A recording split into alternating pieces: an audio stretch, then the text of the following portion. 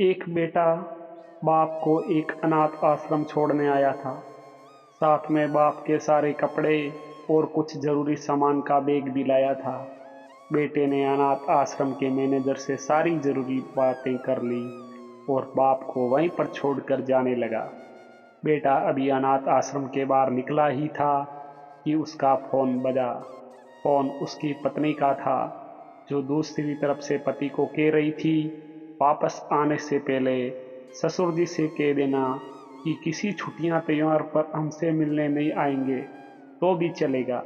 आप वहीं पर खुशी से रहिए और हमें भी यहाँ सुख से जीने दीजिए।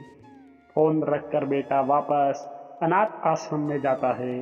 बेटे की नज़र अपने बूढ़े पिता पर पड़ती है, जो अनाथ आश्रम के मैनेजर से हंस हंस कर बातें कर रहे थे और काफ़ी खुश भी लग रहे थे। बेटा सोच में पड़ जाता है कि उसका पिता अनाथ आश्रम के मैनेजर को कैसे जानता है। थोड़ी देर इंतजार करने के बाद जब उसका पिता मैनेजर से दूर जाता है, तब बेटा मैनेजर के पास पहुंच जाता है और उससे पूछता है कि आप मेरे पिताजी को कैसे और कब से जानते हैं।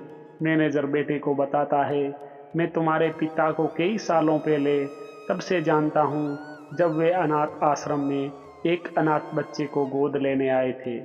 दोस्तों, कुछ समझ में आया? अब आप ही बताइए, सच में अनाथ कौन था?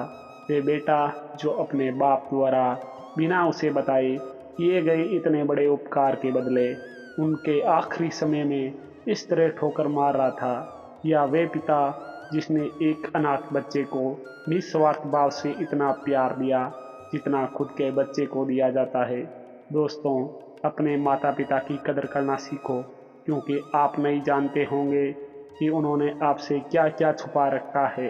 कितने बलिदान, कितने त्याग उन्होंने आपके लिए किए हैं, शायद आप जानते भी नहीं होंगे।